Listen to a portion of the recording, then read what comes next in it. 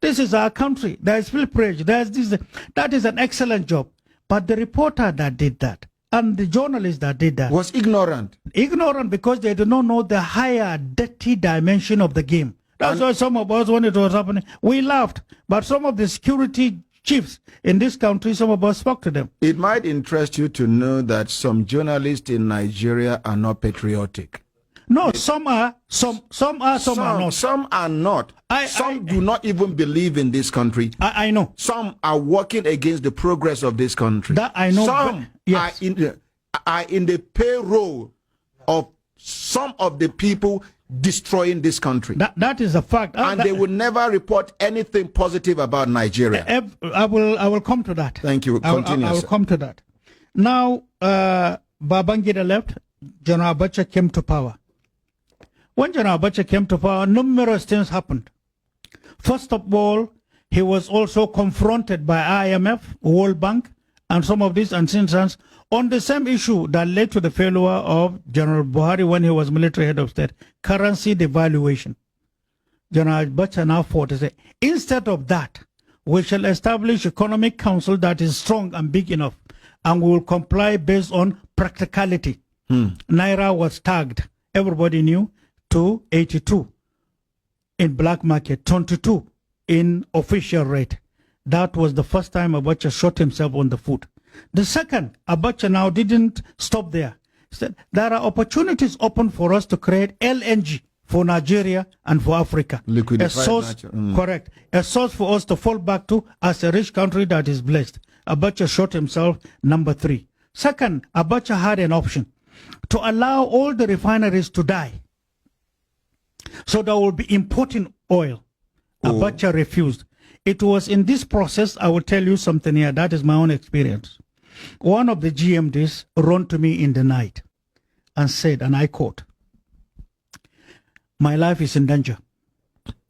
The memo was submitted. GMD of NNPC. GMD of one of, MD of one of the refineries.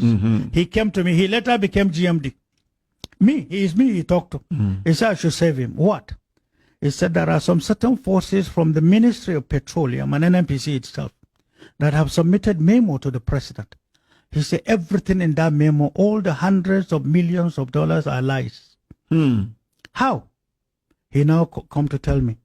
He said, don't you see, go take the memos and take a look at them. We opened the office of the president late in the night. I brought out all these memos and we went through. We took dictionaries and get any type of dictionary in the world. These spare parts, they said, to be able to achieve turnaround maintenance. Look at this word. I saw a word I cannot pronounce. But the amount of money per unit, per hundreds of units required to be able to do turnaround maintenance was scary. He said, pronounce these numbers. Okay, let's look for it in dictionary. Anything. Okay, let's look at petrochemical dictionary. Began to resort to call people no meaning. Fabricated words. They fabricate what they do. If, for example, television, the word television is in dictionary. Before the word T, they will add some figures and some name and some letters. In between television, they will add some more. At the end, they will add some more. How do you pronounce it? That is the way it is. Now you see allocated to that. Say per unit, for example, $50,000 times 3,000. In the meantime, is nothing. It's just a game. So at the end of the day, you see, to be able to do turnaround maintenance, the colossal amount of money is too huge. And it's even enough to build fresh refineries. Even medium refineries at the end of the day. And then the moment you do turnaround maintenance, you will be settled with the word sabotage. Is no longer functioning. Brain box, brain this. At the end of the day. So presidents over presidents and presidents, they have not spoken. But I know numerous presidents of Nigeria have had these colossal problems. It was a game. Just for you not to produce. You have oil, you can't manage. It's stage managed. Nigerians are used as agents, and then they retarded Nigeria. In every inch, they were making money. These were type of games. This happened with me.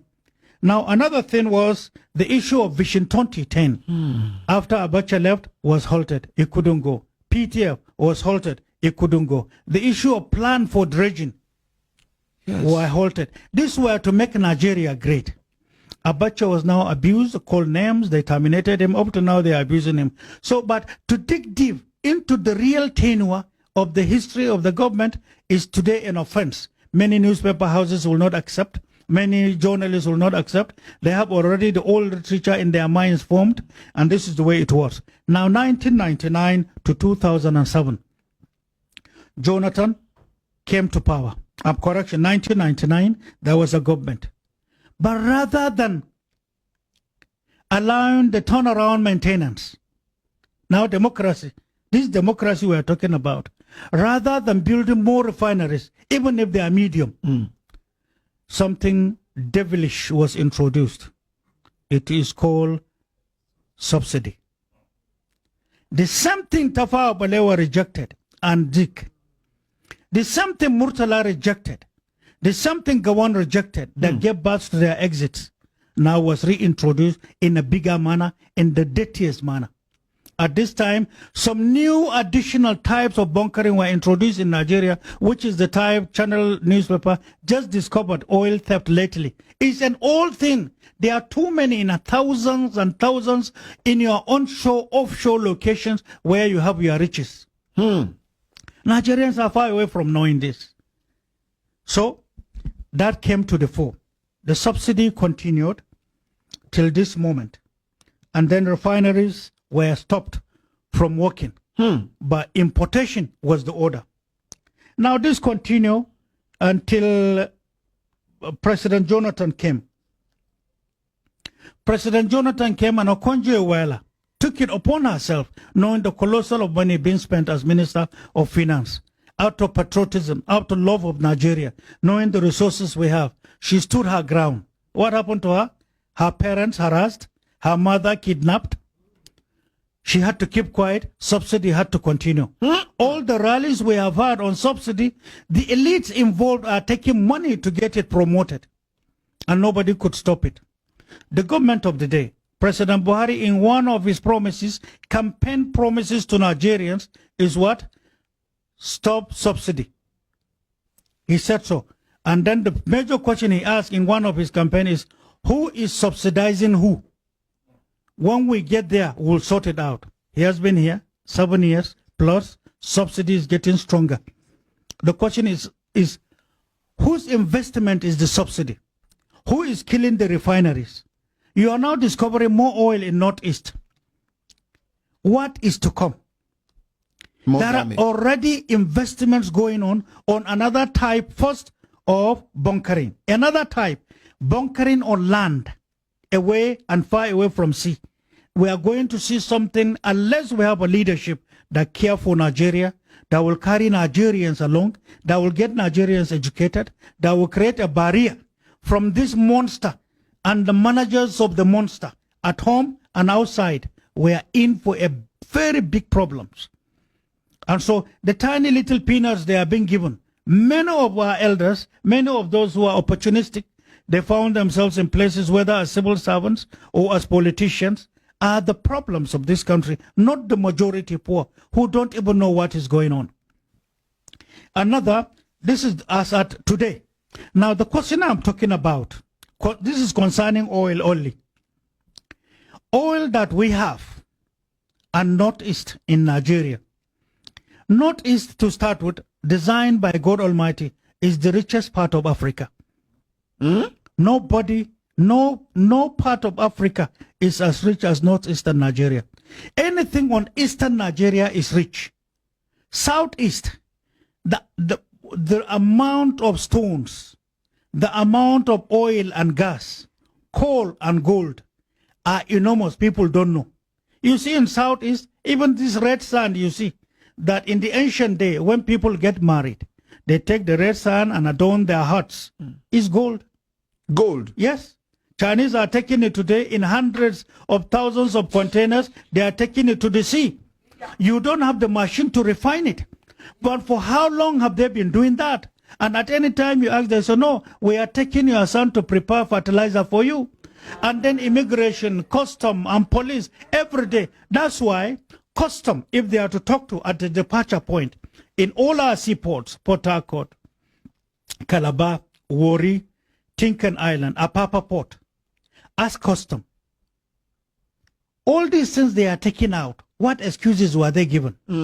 If these things are real, they are going making fertilizer for Nigeria's usage. How much are they paying you to take it out? What stops us from producing our own fertilizer in Nigeria? I'm coming to talk to you on even fertilizer and the game being played against us. So, Fertilizer alone is another heavy, serious, dangerous matter. This is going on.